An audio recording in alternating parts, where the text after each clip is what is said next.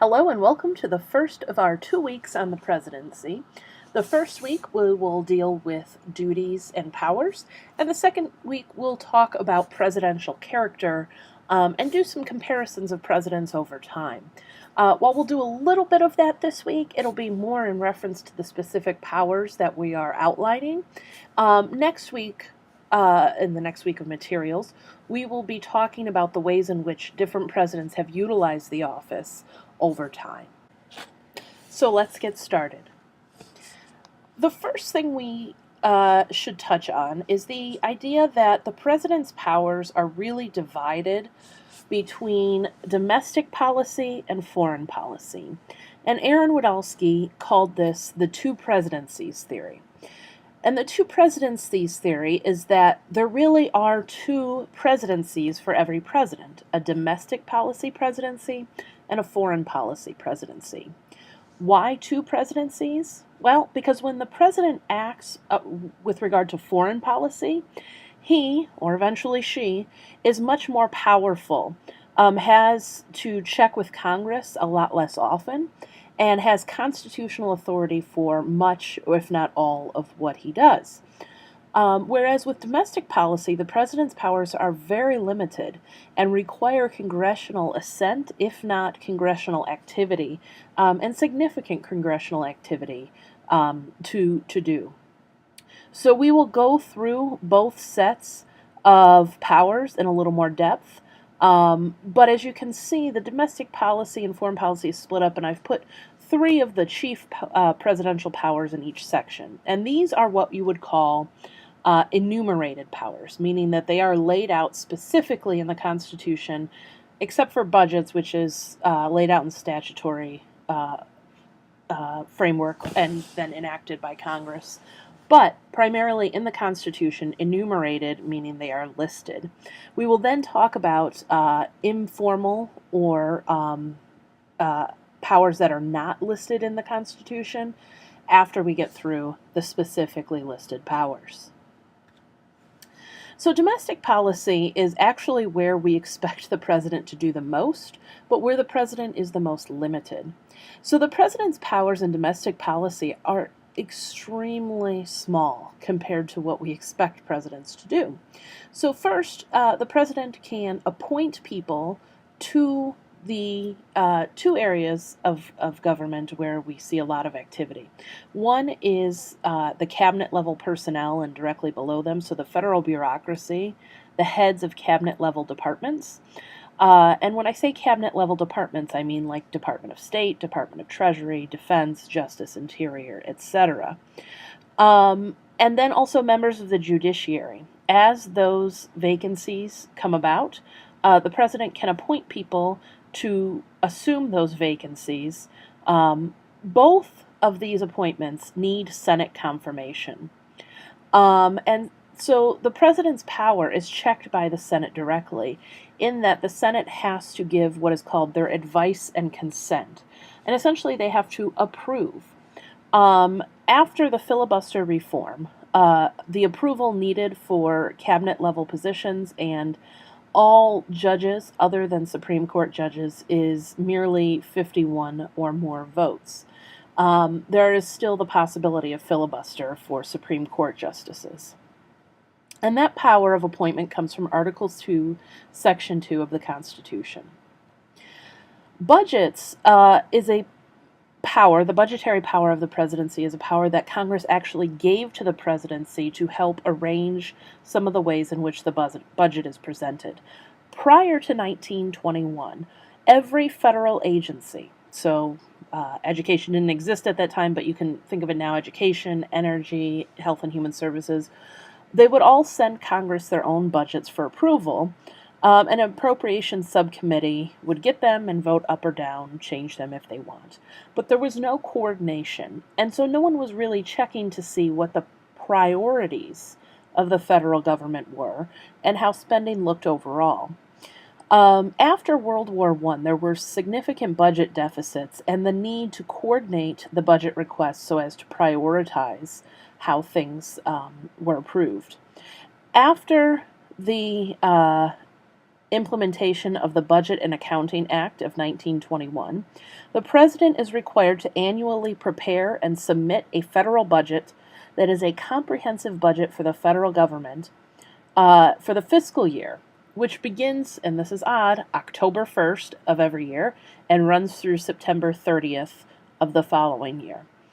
The President is required to give that budget to Congress no later than the first Monday in February, which conveniently falls right after the State of the Union in normal years.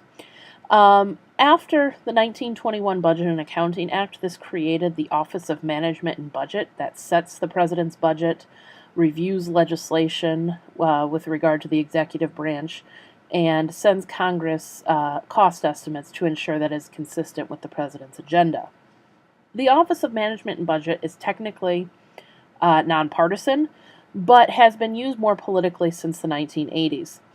Congress also created the Congressional Budget Office, or CBO, to balance the OMB's role. So both Congress and the presidency have their own budget offices now, so that one does not have more power than the other. Again, here, the president's power is checked by Congress in the form of the House appropriations process. All appropriations bills start in the House, and so once the president presents the budget, it is largely out of his hands as to how Congress approves the budget. Now, that doesn't mean there isn't negotiating power, but in terms of formal power, the president no longer holds the cards in order to make or set budget priorities. Finally, we have the veto power, which we have talked about a bit in the past. Article 1, Section 7, which is actually the article that has to do with Congress, not the presidency, gives the president power to reject legislation through the veto. The veto is where the president declines to sign off on legislation passed by both houses, essentially rejecting it. It can be overridden by a 2/3 majority vote of both houses, so 2/3 of the members in both houses would have to vote to override the veto. As we've mentioned in the past, this is very rare, and it only happened to Obama once. There is such a thing called a pocket veto, and that occurs, as I believe has been mentioned before, when Congress passes legislation within 10 days of it recessing for the session. The president can just decline to sign it and wait out the clock, and then no one's around to override the veto, and so it just fails. So appointments, budgets, veto, that is largely the enumerated powers for the president under domestic policy. When we switch to foreign policy, we notice that the powers are more significant, and that even when there is a check by another branch, that check is usually something that the president can work around. So, for example, treaties. Article 2, Section 2 gives the president power to contract with foreign nations and engage in treaties, which are essentially contracts between foreign nations to do or not do something. It's an official agreement. Now, technically, they need Senate ratification. They must get 2/3 approval vote by the Senate. And in fact, this is what frustrated Woodrow Wilson about getting the U.S. to approve the League of Nations, is that he never was able to get the Senate on board, and eventually the League fell. Executive agreements, though, are a way around this. Executive agreements are a legal contract with another nation that require only presidential approval, but are only binding insofar as the next president can revoke them if he or she chooses to. So we have heard a lot about whether President Trump will revoke the Iran deal. And in large part, that's because it's not a treaty. It is, in fact, an executive agreement. There is a way for Congress to give negotiating power to the president that then has to be revoked through a vote. And so if you give the power to negotiate away, then the Senate has already kind of given an okay. This happened with the Trans-Pacific Partnership. They gave President Obama the ability to negotiate in a more strong position than needing the 2/3 confirmation. However, the TPP fell through just as a matter of course because of the election.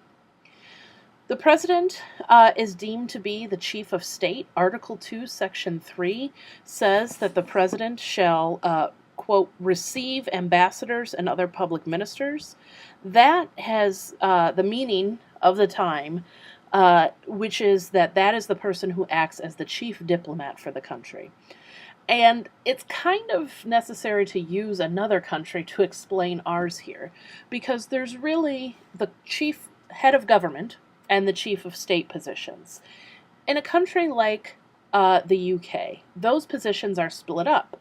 The head of the government in Britain is the prime minister, and he or she conducts the day-to-day role of the government. The chief of state is actually the monarch, which for now is Queen Elizabeth II, and she is the one who is technically the chief diplomat. We don't have that distinction here, and so those duties are vested in the president. And so that is the power to act as chief diplomat, and is the power to set foreign policy, really. Congress really doesn't have a formal mechanism to check this. If the president uses a treaty or some other formal means to negotiate foreign policy, then they can be checked. Otherwise, it's really just essentially a power grab, and Congress has to check it through denying the president authority elsewhere. The president is also commander-in-chief, and the commander-in-chief power comes from Article 2, Section 2, which says that the president shall be commander-in-chief of the Army and Navy of the United States and of the militia of the several states when called into actual service of the United States. This means that the president has the power to lead the armed forces. However, this power is checked by Congress's power, explicit power in the Constitution, to be the branch that can declare war. That has led many presidents to use the military in what they call policing missions or training missions. And it also led Congress to pass the War Powers Resolution. The War Powers Resolution requires that the president can only submit troops into harm's way for up to 60 days without receiving congressional approval. And it was a response to the Vietnam War. It was actually passed over President Nixon's veto. He vetoed it, and Congress overrode that veto. And it still exists as a check on the president's power as commander-in-chief. So, those are the broad areas of enumerated power. What about implied powers? What are the powers that the president has but may not be written down somewhere? Those can be divided up into two main categories. The first is the power of recommendation, and the second is the power of persuasion. The power of recommendation is the power to recommend or initiate, and that says imitation, should say initiation of legislation, to suggest what legislation should be passed. Pre-Civil War presidents rarely made their own policy. This was just not something that presidents did, and now we expect presidents to do it all the time. The pros of this power are that it gives the president the ability to initiate the debate, to set the political agenda, and to shut down old policy options. The cons, however, though, is that the Congress can ignore the president's requests, and the president can lose political capital if it seems like he has lost a battle with Congress. So the power to recommend is not that strong. The power to persuade, however, is extremely strong, and in fact, most of the time when we think about what presidents can do in a popular sense, what we're thinking about is their powers of persuasion. The powers of persuasion are what Teddy Roosevelt, who is in that picture there, called the bully pulpit.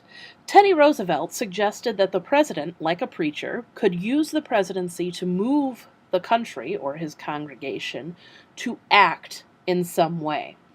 And so this might be through addresses to joint sessions of Congress, the State of the Union, and certainly in modern times, media and social media. That direct line to the president's, from the president's rather, to the people, acts as the bully pulpit. It used to be that you'd have to go from town to town to sell something through this power, but now that power is almost limitless with social media and 24-hour cable news and so on. So much of what we see is a combination of a couple of things coming from presidents. We do see those formal powers being exercised, but much of what we expect comes from the implied powers and through things called executive orders and actions. And people get very confused about this. What is an executive action? What is an executive order? Does it have the force of law, etc.? Everything in this category, executive orders, memoranda, proclamations, all of those are types of executive actions. Executive actions are actions by the president that are put into writing. They have no specific constitutional authority. There is nothing in the Constitution that says the president can issue executive actions. However, the president is able to act within his constitutional authority. And if the president puts that in writing, that will be supported by the constitutional power on the subject of the executive action. So, for example, if the executive action has to do with something like the use of federal contracting funds, that you want to give priority to American companies over foreign companies, that would be deemed part of the president's power in terms of being either the chief of state if you're talking about diplomatic means, or kind of the executive person in charge of the bureaucracy. So the authority really is questionable in some cases, though, because when executive actions run contrary to the Constitution or the statute, they can be challenged in court and arguably are unlawful. The purpose of these documents is to put something in writing that directs the activities of government, so that government officials and agencies know how to act in various situations. The difference between all of these types of executive actions is pretty limited. So there's a difference between executive orders and everything else. Executive orders are specific pieces of documentation that are written down and published in a publication called the Federal Register. And the Federal Register is a document that comes out regularly and details everything the government has done. It's essentially what you would say being on the record. So, if you want something on the official record, it has to be in the Federal Register. And so executive orders are published in the Federal Register. Memoranda and proclamations, however, are not, and they're only published when the president determines that they have general applicability to a large group of people. Executive orders and executive actions were challenged in a famous case called Youngstown Sheet and Tube Company versus Sawyer in 1952. This case had to do with President Truman and his directive to the Secretary of Commerce to take possession of most of the nation's steel mills to ensure continued steel production during the Korean War. And so the reason why he requested that the Secretary of Commerce take possession of these steel mills is because they were striking. There were strikes, there were labor disputes, and the president did not want it getting in the way of the Korean War. And so the question was whether or not this use of executive power was constitutional. Now, the majority decision simply said that the presidential authority to issue an executive order, if any, must, quote, stem from either an act of Congress or from the Constitution itself, end quote. Here, there was no statute or constitutional provision that allowed the president to do this, and therefore it was unconstitutional, and the court said it was unlawful. What becomes more important is Justice Jackson's concurrence, and a concurring opinion is an opinion that agrees in the end result but disagrees with the reasoning. And Justice Jackson gives reasoning that we have used from there forward as to whether an executive action is constitutional and lawful. And Justice Jackson sets forth a three-part scheme or a tripartite scheme for analyzing the validity of presidential actions in relation to constitutional and congressional authority. So this goes from highest power of the president to lowest power of the president. The president has the highest power in issuing executive actions when Congress has given an express or implied authorization, because this includes everything the president is constitutionally able to do and everything Congress has told him to do. And delegated to him to do. So there would be a strong presumption that if Congress has given him the power and the Constitution has the power written in it, that what the president is doing is lawful. There is then a middle ground where Congress has neither granted nor denied authority to the president, and Justice Jackson called this the, quote, zone of twilight, in which the president may have power alongside Congress that Congress can delegate. So this would be something where Congress has not specifically said no, but has not denied the power nor given it. The lowest power of these executive orders, and the ones in which you can probably challenge them far more easily, is where the president acts in a way that is incompatible with the express or the implied will of Congress. Because there, the president can only rely on his constitutional powers and not the agreement of Congress as well. And Jackson said that Truman's activity was in that lowest area of power, that Congress had specifically said other things in labor law, and that President Truman actually went beyond the scope of what he is allowed to do.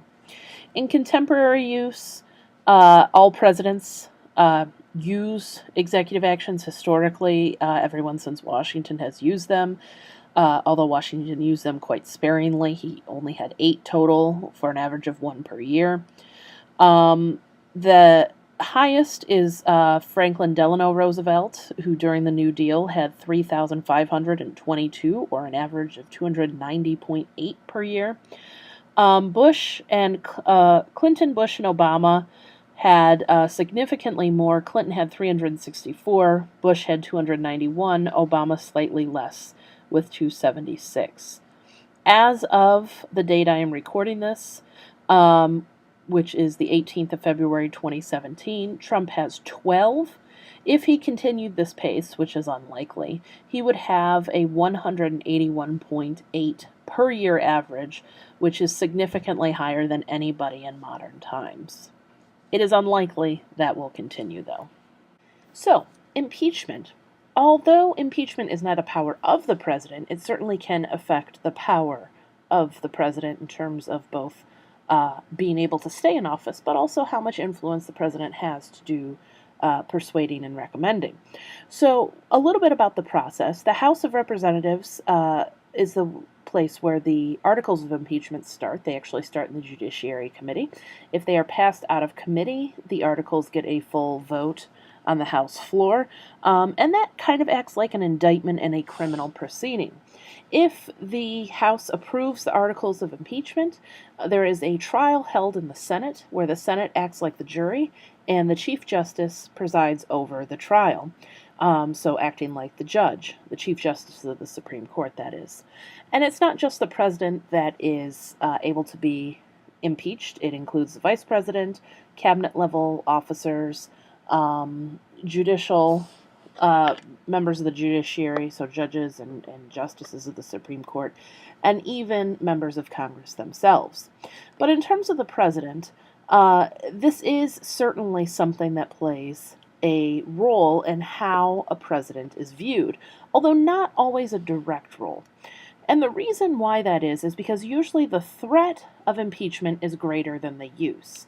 So the most recent impeachment situation of Clinton actually had kind of an adverse effect, or if any effect at all, because at the time, Clinton was more popular than ever when he was being impeached, and the Senate narrowly decided not to remove him from office.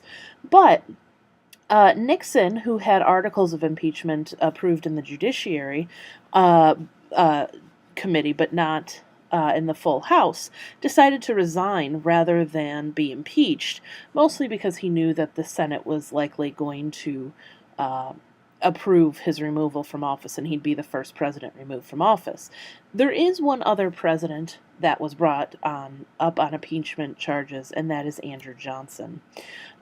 So the threat is an issue, but also how much popularity the president has both within his own party and in the population as a whole may actually influence this process. An unpopular president will not be able to withstand it, but a popular president might actually be able to withstand it.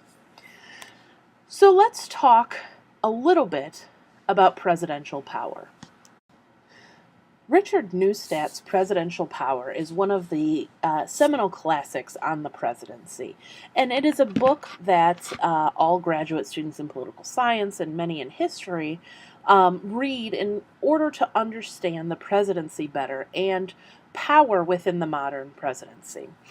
Newstat's general theory is that the president's power really is the power of persuasion, that the power of persuasion is the whole game for presidents. It's not just these implied powers and these tasks and duties, but rather the fact is that in the modern setting, the president's ability to effectuate action on the behalf of other people is really where the power is. So we have to understand, according to Newstat, the different constituencies that the president must serve. And those constituencies may have differing opinions of the president, and that may influence other constituencies as well as how powerful the president is overall. So in your reading, Newstat outlines some of these constituencies and says that the power to persuade is the president's real bargaining power, that presidents are expected to do more than the Constitution actually allows them to do. And so that they do this through convincing others to do what they cannot do constitutionally. Presidents have this power because of three related sources. One is the bargaining advantages inherent in the presidency. In other words, that the president is the one person who can reach all of the people as the same. And can only be the one to persuade people to do what the, quote, people want. Second is the expectations of other men in power regarding his ability as the president and his will to use his power. So in other words, the power that he has is in part based on the power that other people believe that he has as an individual. And then there are those estimates of those other people of what the people in general, or the general population or public views of the president, and how their public will view them if they go against the president. So let's put this into real context, right? If you are a member of Congress, and right now, let's say you're John McCain, you have to not only weigh how popular the president is, President Trump, as a president, but you have to weigh whether it's worth your while to go against him. And many indications are that McCain does not like Trump and does not like what he's doing. But you have to weigh not only how popular he may be, but how popular he may be with the people that elect you. And so Newstat says that this is really the core of presidential power, that presidential power cannot be found in an article in the Constitution or even in statutes, but rather in the power to persuade. Now, in modern times, this has been taken to kind of new heights. And so our second two readings from Ornstein and Greenblatt talk about the ways in which we actually overestimate the president's power and the effect that that might have. Ornstein talks about what he calls the Green Lantern theory of the presidency.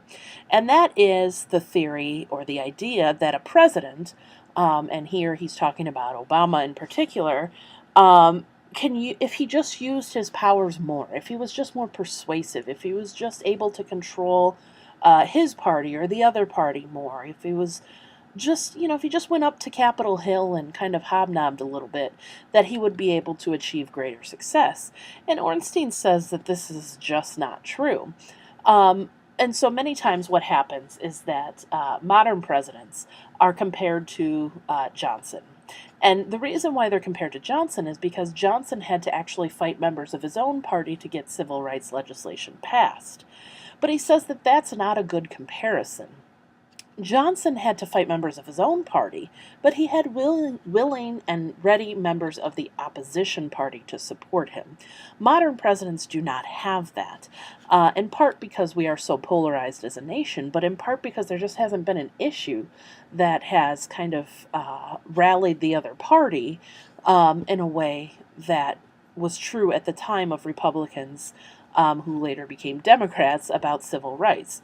And at the time, Johnson was fighting Democrats who later became Republicans to actually pass civil rights legislation. So Ornstein says that this idea, this Green Lantern theory of the presidency, sets up really bad expectations. And those expectations mean that we look at every president and determine that they have just failed. Greenblatt also talks about a similar thing, and he talks about this expectations game. And he says that no president can meet the expectations either that he sets for himself or that the public sets for him. And the reason that this is some of what Ornstein talks about in the Green Lantern presidency. But also, so not only do you have members of the opposite party that are less likely to come support you, like Johnson had or Reagan had, but in those instances, like for example, Johnson, he had a majority of the members of Congress in his own party. So at the end of the day, he had institutional support that Obama did not have. Another reason why this might be is that we have decided to tie the presidents to the economy. And we do this in their campaigns, and we do this as they are governing, that the economy signifies how well a president is doing. And what Greenblatt points out is that this is simply not true. The president controls very little of how the economy does. There is some research that says a more optimistic president can influence markets, but that's a minor influence compared to the global economy as a whole. And that this influence has changed over time such that Clinton, George W. Bush, Obama, they simply cannot influence the global market the way that they claim they can or the way that people think they can. And so one might think of this in terms of now President Trump and how he claims that he's going to make the economy better, when really many of the levers of the economy are not in the hands of the president at all.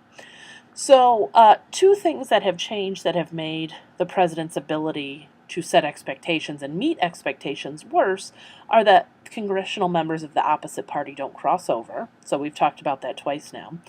But also, and he focuses on this, the population has become much more polarized. People simply fall into more oppositional camps than they used to.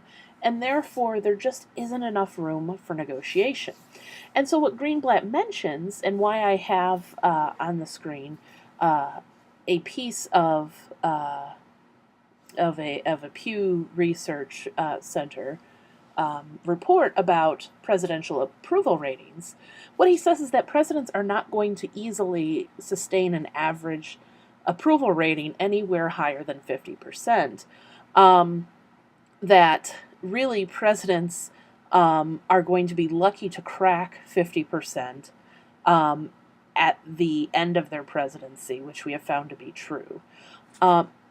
Because everybody's so polarized, because the expectations are so high, and there's no way over the course of 8 years that they are going to meet those expectations. So, in fact, when you look at some of these highs, there's one of two things happening. One is that they're at the beginning of their presidency, so like Barack Obama in February 2009, or Kennedy in May 1961, or their high point is after a national crisis or war. So George H.W. Bush during the Gulf War at 89%, his son, George W. Bush, after 9/11 at 86%, that those are just generally not sustainable measures of popularity because of some of the things that they talk about. So they are really cautioning people to think differently about the presidency and to think differently about the expectations of the presidency. And The sum of both these articles and the Newstat piece are that we have to come to grips with the fact that the presidency is really fairly weak compared to the way we make it out to be, especially during presidential election years. We assume that the presidents can do everything. If we had just elected John Kasich or we just elected Bernie Sanders, we would have all of these things. And the truth is that's just not how it happens. The ability of a president to do these things requires the ability to persuade others to do them on his or her behalf. So with that, I will leave you for the week, and I will see you online.